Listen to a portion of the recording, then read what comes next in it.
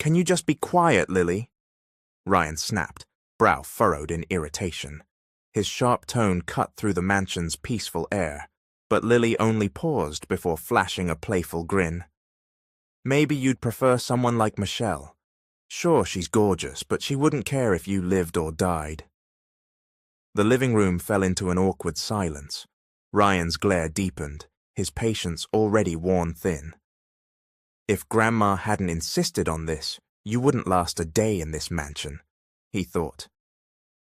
Grandma Helen, seated nearby with a faded photograph in hand, tilted her head.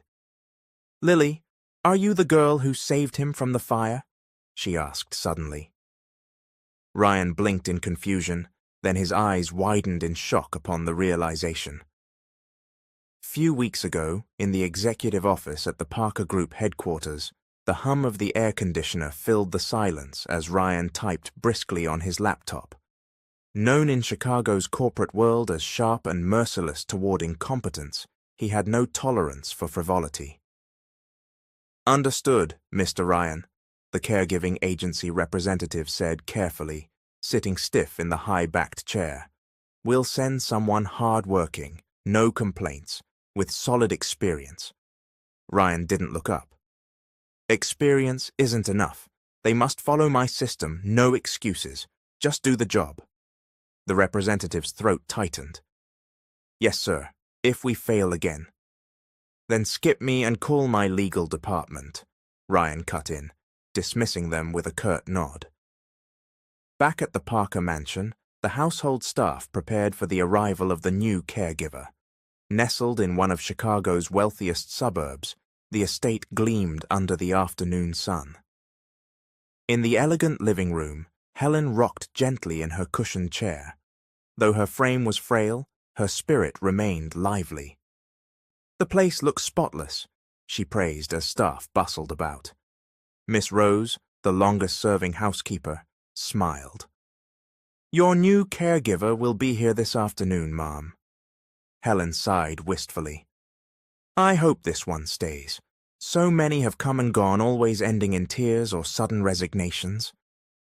It's not easy working for him, Rose admitted, glancing toward the front entrance. Helen chuckled. Ryan's bark is always worse than his bite.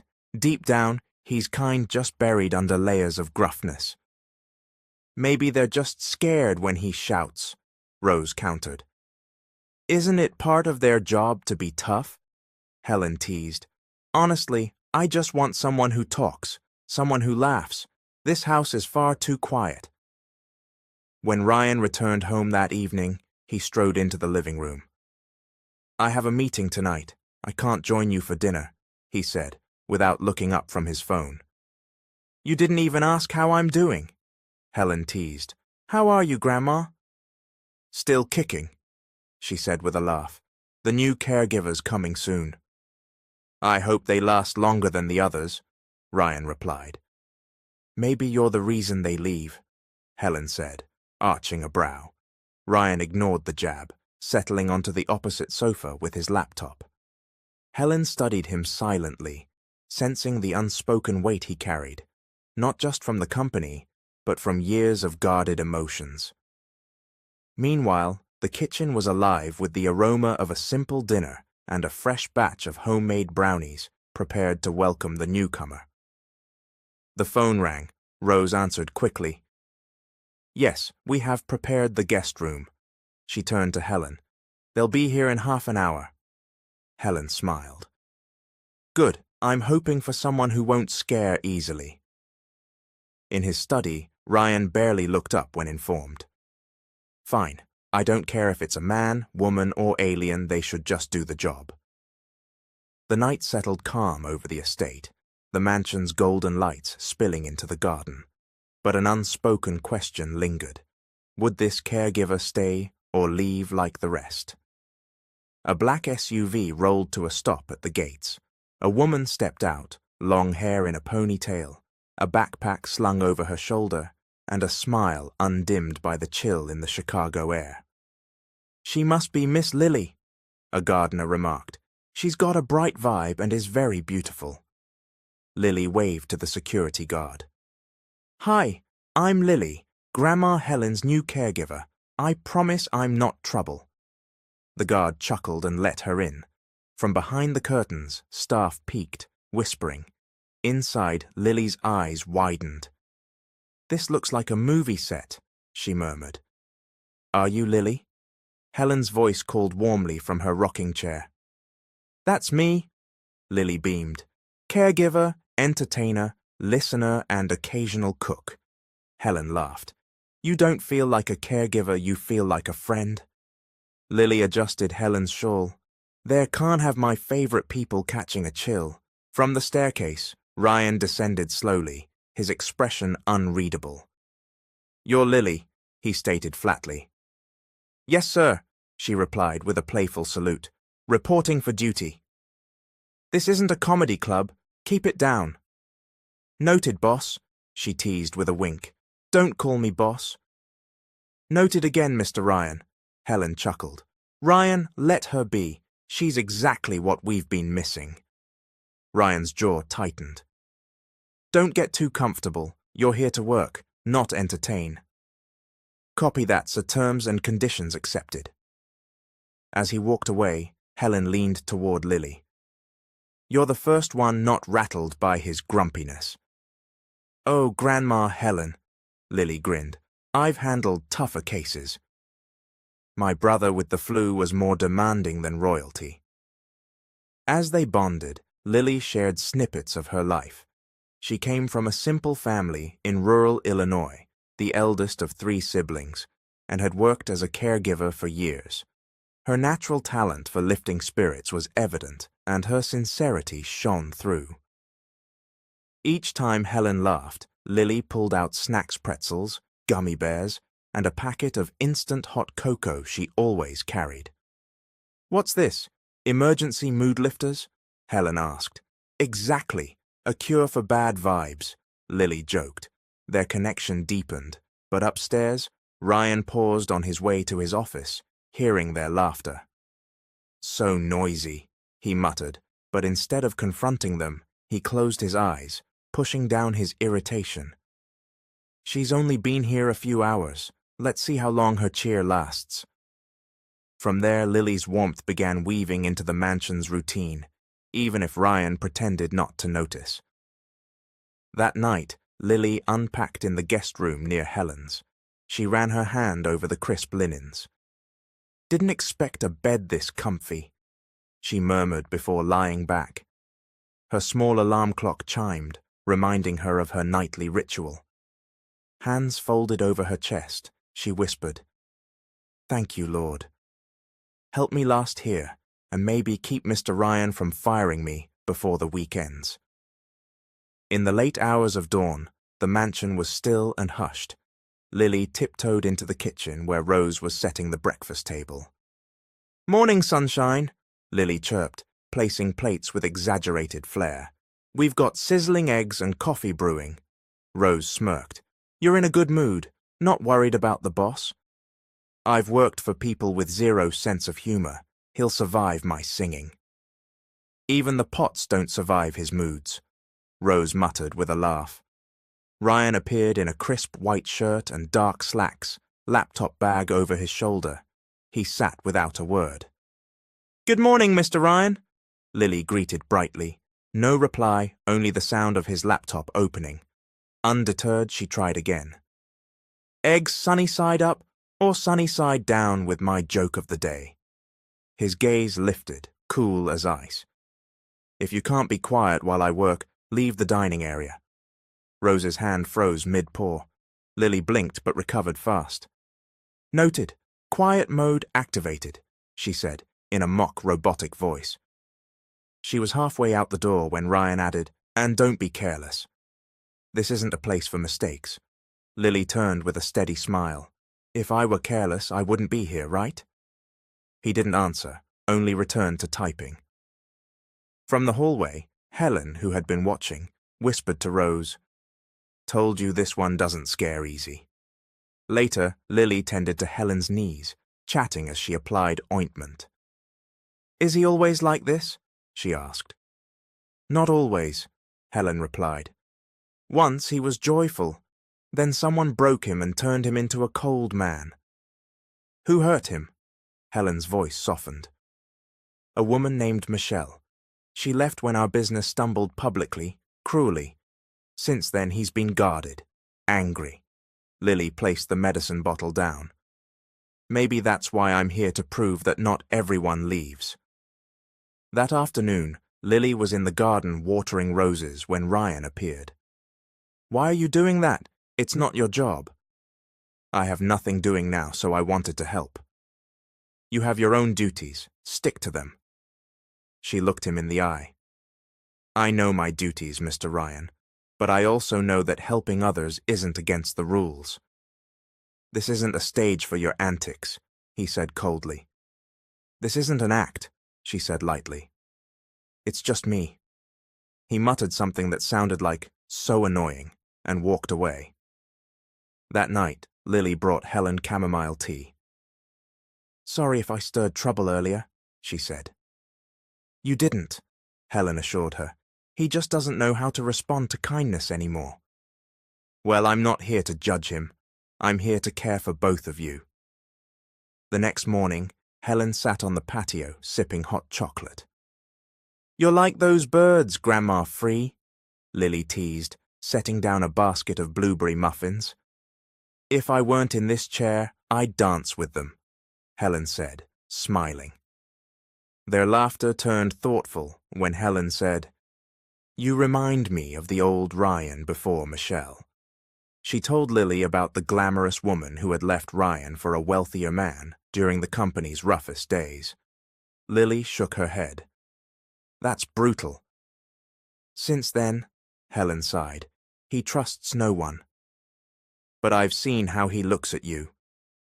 Maybe he's just keeping an eye on me so I don't break a vase, Lily said, trying to deflect. But later, while folding laundry, her mind replayed Helen's words. Don't be ridiculous, she told herself. Yet, despite her worry, a warmth stirred in her chest when she pictured Ryan's face, especially his subtle glances she pretended not to notice. Oh, Lily, she muttered, wringing out a towel. Of all the guys, you're falling for the grump. That night, as Lily changed Helen's knee bandage, Ryan came downstairs in a grey t-shirt and pajama pants, a stark contrast to his usual suits. Lily looked up. Wow, Mr. Ryan, rocking the casual look. He didn't react, just sat on the sofa. Helen noticed. Ryan, want peppermint or chamomile tea? Anything, Lily. Get it from the kitchen with some cookies, Helen said. Roger that, Lily replied, saluting. But before she could leave, Ryan spoke. Stop acting like that. You're not my friend. Lily paused, then smiled softly. There's nothing wrong with being kind, Mr. Ryan. I'm not trying to fool you. A brief silence followed. Just don't be so chatty. It's irritating, Ryan said. Lily nodded. Fine, but being quiet doesn't mean I'll stop caring. She headed to the kitchen, leaving Ryan staring after her. Helen watched, smiling. If you stay long enough, Lily, you might just change my grandson's heart. The next morning, Lily woke early, determined to make the day colorful, despite Ryan's grumpiness. In the kitchen, wearing an apron that read, Grandma's favorite, she cooked breakfast for Helen, fried eggs, bacon, and toast, with a side of positivity. Always stay happy, even with a grumpy boss, she sang, dancing with the frying pan. She didn't notice the kitchen door open until Ryan stepped in, wearing a white t-shirt and pants, clearly just woke up and already frowning. What kind of morning is this? He muttered, stepping onto the slightly elevated kitchen floor. Lily turned, slipping on a wet spot. Oh! She yelped, but Ryan caught her arm, preventing a fall, her body pressed against his, her hand accidentally landing on his chest. Lily closed her eyes in embarrassment, and Ryan's eyes widened as they froze in the awkward moment. The floor was slippery, Lily mumbled, stepping back and adjusting her apron. I didn't mean to thank you. Sorry. Ryan regained his composure, though a faint blush crossed his face. "Don't dance while holding hot stuff. It's dangerous," he said, his tone softer than usual. "Noted," Lily replied, hiding behind the pan. "Got carried away by the vibe." Ryan left the kitchen, avoiding his own reaction. Minutes later, Helen arrived, assisted by a staff member. "What's that smell? Feels like a diner," she said. Lily approached with a tray.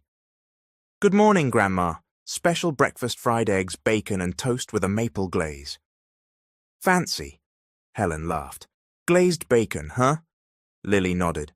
"For my favorite patient. Bonus if Mr. Ryan smiles while eating." Helen grinned. "Something happened in the kitchen, didn't it?" "Just an accident, Grandma," Lily whispered, blushing.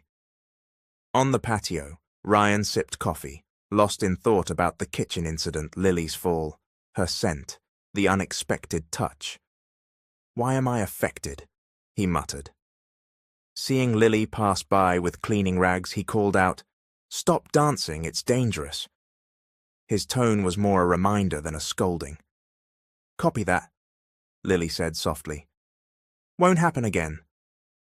In the living room, as Helen watched the news, she noticed Lily's quieter demeanor. No jokes, no teasing, just wiping the table. "What's wrong with you?" Helen asked. "Just a bit embarrassed from earlier," Lily admitted. "Because of Ryan." Lily nodded like a child. "Don't take it to heart," Helen said. "In all my years with him, I've never seen him blush like that." Lily laughed. "He blushed? I thought it was just me." "The universe surprised you both," Helen said, chuckling. "It's telling you you're not ordinary to him." Later, they played bingo in the living room with the staff, laughing loudly. Ryan watched from upstairs, holding a document he hadn't read.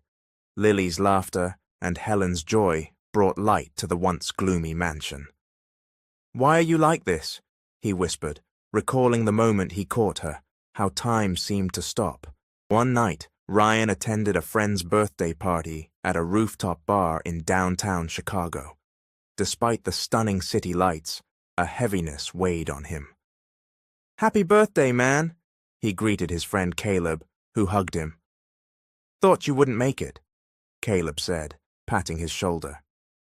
"Busy, but I couldn't miss this," Ryan replied, though unease stirred within him. From his spot, he spotted Michelle, elegant in a white dress, chatting closely with Andrew, an old friend. Their intimacy, her smile, their embrace hit Ryan like a punch. He froze, memories flooding back. "Whiskey double," he ordered, his voice cold. 1, 2, 3 shots he lost count, drowning in memories of Michelle's promises and her betrayal at a company event. Why now? He thought, staring at his glass. Women approached, friends of Caleb's, but Ryan barely noticed, lost in his pain. Sitting alone in a corner, the party's laughter felt like an insult. Caleb approached. "You okay?" Ryan stood, thanking Caleb but leaving early.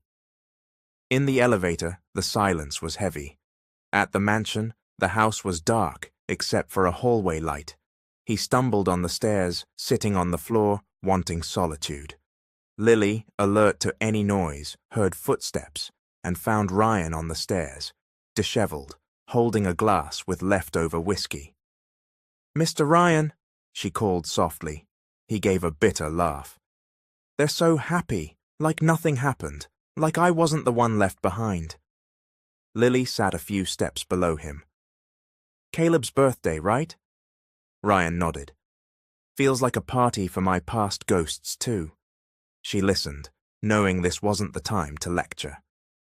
"You know how much it hurts to see the person who broke you so happy?" Ryan said, staring at his glass. "She didn't just leave, she made me feel worthless." "You saw her?" Lily asked gently. "Michelle, with Andrew, like I didn't give her my whole life." His voice was low, full of grief. Lily pulled a handkerchief from her pajama pocket. "For emergencies," she joked, wiping a tear from his cheek. Ryan didn't move, but her gentle touch softened something in him. Why do you do this? He asked. The kindness, the listening, softening someone like me. Because I know you're not a bad person, Lily said. You're just angry and hurt. Everyone says that, but they leave in the end, Ryan replied. Lily smiled, a pang in her chest. Well, I'm not leaving. Ryan didn't respond, but her words stirred something in him. Come on, Sir Ryan, she said, helping him up. The stairs are slippery. Don't call me sir, he said softly. What then, boss? She teased. He smiled faintly. Just Ryan. Lily paused, then repeated. Ryan. She guided him to his room, their steps close, a quiet warmth between them. Thank you, Ryan whispered. I don't know what you have, but talking to you, even for a minute, makes me breathe easier. They locked eyes, a silent understanding passing between them. Maybe because I see you as a person, not a CEO, Lily said. Ryan nodded, closing his eyes as she left, clutching her tear-soaked handkerchief. Days later, Helen decided to open an old cabinet in her room, filled with memories she'd avoided. Inside were letters, Ryan's school medals, and faded photos. She paused at one, a young boy with a bandaged head, held by a girl with a burn on her arm. Ryan, this is from the fire, she whispered, her heart racing. Downstairs, Lily prepared a snack for Helen apple pie with whipped cream, her favorite. Rose called from upstairs, Lily, Grandma wants you. She has something to show you. Lily entered Helen's room, tray in hand. Look, Grandma, I made your favorite pie. But Helen ignored the tray, handing her the photo. Lily, do you recognize this girl? Lily studied it, confusion turning to shock as memories flooded back the fire. A crying boy, her own burned arm. It can't be, she whispered. This is me. She pulled up her sleeve, revealing an old scar. I got burned saving a boy from a house fire in a Chicago neighborhood when I was a kid. I'd forgotten until now. Helen gasped. That boy is Ryan. You saved my grandson's life. At that moment, Ryan entered, fresh from a site inspection, carrying his laptop bag. What's this? He asked, noticing their stunned faces. Helen beckoned him. Ryan, look at this. He took the photo, his body tensing. The day after the fire, he said. Helen nodded. Did you know she's the girl that saved you? Ryan looked at Lily, pieces falling into place, her care, her scar, her familiar presence. You? He asked. Lily nodded, uneasy. I didn't know until now. The room was silent. Ryan's heart opened a long, closed door. Why didn't you say anything? He asked. I didn't remember until I saw the photo, Lily replied. Helen took their hands. Maybe fate brought you back together because the heavens owe a debt. That night on the patio, Lily brought Ryan a cup of tea. For calming nerves, she said. He took it, but didn't drink. I remember now, he said softly. A girl shouting, pulling me from under a table, saying, Come on, we're getting out. That was your voice. Lily smiled, tears in her eyes. I didn't know I'd find you again.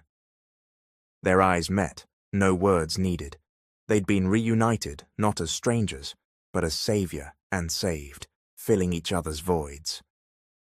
At a private beach resort in Cape Cod, the Parker mansion's troubles seemed distant. Helen, wearing sunglasses and sipping iced tea, sat under an umbrella. I never thought I'd wear a swimsuit again, she laughed.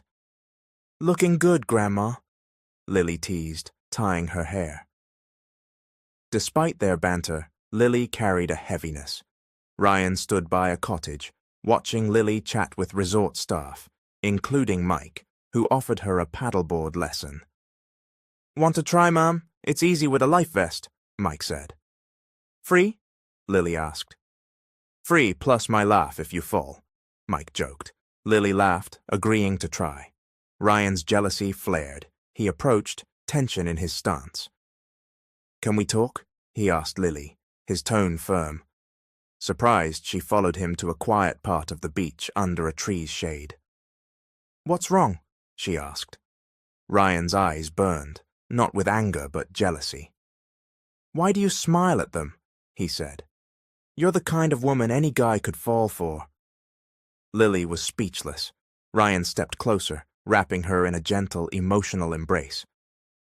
"Your smiles, your laughs, they should be for me," he whispered. "Jealous, huh?" Lily teased softly. "You're figuring that out now," Ryan replied, his eyes promising more than words. On the drive back, Lily stared out the window, sand in her hand. Ryan broke the silence. "You're quiet." "Just thinking," Lily said. He pulled over near a coastal overlook, stars above. "I can't go home without saying this," Ryan said. "I love you, Lily."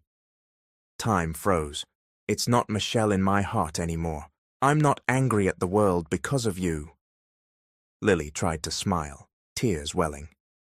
"Lucky Michelle," she joked.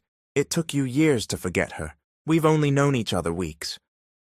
"You don't need years to fall for the right person," Ryan said. "Just someone like you who rebuilds a burned heart." Lily's voice trembled. "I want to say it back, Ryan. I want to shout it, hug you. But there's a promise back home. My dad made a deal with another family. If I don't agree, he could go to jail, lose our land." Ryan turned her to face him. "I won't force you, but I'm ready to fight for you." Tears fell. "I've always been told I'm just a caregiver, not allowed to dream. But hearing you makes me believe I can love." They embraced, no kisses yet, but their eyes and touch spoke volumes. In the quiet town of Illinois, the living room was thick with tension. Ethan sat rigid in his chair, his jaw clenched, while his mother, Mrs. Clara, paced like a storm. "You're disgracing us, Lily!" Clara's voice cracked through the air. "Do you think family honor means nothing? We gave you everything when you had nothing." Lily's fingers twisted in her dress, her eyes shimmering with a mix of pain and defiance. "I haven't forgotten your help, Mrs. Clara. That's why I stayed all these years. But I don't love Ethan." Ethan's face reddened. "My family sacrificed so you could graduate, and this is your gratitude?" "I'm grateful," Lily said, her voice steady. "But I can't lie to myself or to you. I love someone else." Clara stopped pacing, her eyes narrowing into a threat. "And your father? His land is still in our name. One call from me, and he's out on the street and in jail for your debts." The words struck like a blade, freezing Lily in place until the front door swung open. "Try it," a calm voice said. "And I'll buy the land outright. It'll be his again by tomorrow." Ryan stood in the doorway, hands in his pockets, confidence radiating from the way he carried himself. "Ryan," Lily whispered, stunned. He stepped inside, took her trembling hand, and looked Clara in the eye. "I won't let you trap her with some deal she never wanted." Clara bristled. "And who are you to meddle in our family affairs?" "I'm the man who'll fight for her," Ryan said evenly. "Not because I owe her, but because I love her." Ethan scoffed. "Love doesn't put food on the table." "No," Ryan said, "but neither does a loveless marriage. What matters is Lily's happiness." Lily found her voice again. She stepped forward, chin high. "I'm not a debt to be settled. I'm a daughter, a woman with feelings, and I choose my own heart." Clara's hand flew up, ready to strike, but Ryan caught her wrist mid-air. "Don't touch her." Ethan's shoulders sank in defeat. Lily faced them both. "The deal is off. If there's a debt, I'll pay it with the man who truly loves me by my side." Weeks later in Chicago, Lily and Ryan sat by the lake, the sunset casting gold over the rippling water. "Why did you follow me that day?" Lily asked, rolling a pebble between her fingers. "Because I knew you'd never speak your truth without someone pushing you to," Ryan said with a soft smile. Tears welled in her eyes. I thought you'd walk away, that I was too much trouble. He cupped her face, his thumb brushing away a tear. You're worth every fight, Lily. I'll choose you every single day. No conditions. No deals. She leaned into him, her voice barely above a whisper. Thank you for choosing me. The wedding day arrived at a historic Chicago church where Ryan's parents had married. Ryan, in an ivory suit chosen by Helen, was nervous but joyful. Lily walked down the aisle in a simple gown, escorted by her father, Mr. Ted. Guests, including Michelle, who attended out of respect, teared up. The priest spoke. No love is perfect, but when you find someone who loves you despite your flaws, hold on to them. Lily smiled at Ryan. Ryan, do you take Lily as your wife, in hardship and joy? From the start, it's been her, Ryan said. Lily, do you take Ryan as your partner? From now until forever, he's my choice, Lily replied. Their kiss sparked cheers, loudest from Helen. Yes, she shouted. I live to see this. I live to titoncito. At the reception, Ryan whispered to Lily during their dance. Starting tomorrow, I'll make your coffee, but you're still the boss of my heart. Lily laughed, pinching his side. And you'll wash my socks. Deal? Deal, as long as you're who I come home to, Ryan said. Ethan left a note at Lily's family home. I didn't win your heart, but I'm glad you're happy. Forgive me. Helen pulled the couple close. Don't forget to give me great grandkids. Grandma, too soon? Lily laughed, blushing. Their honeymoon at a Cape Cod villa was magical, filled with laughter and playful challenges. Ryan admitted, I thought no one could love me after Michelle. But you, Lily, you're the peace I've been searching for. Lily touched his cheek. I never thought I'd love again, especially a grumpy guy like you. But you're also the first to defend me and own your mistakes. They sealed it with a long, loving kiss. Months later, Lily's pregnancy test was positive. Ryan hugged her tightly. I thought I'd never have this, he said. At a family gathering, Helen announced, Lily, you brought color back to our lives. Ryan added, my life was work and anger until you, Lily, became my answer. In the garden, as Lily rested on a hammock, Ryan brought juice. Thanks for choosing me, he said, kissing her growing belly. You were always my savior, then and now. The end. This is Mr. Hope. Thank you all for watching.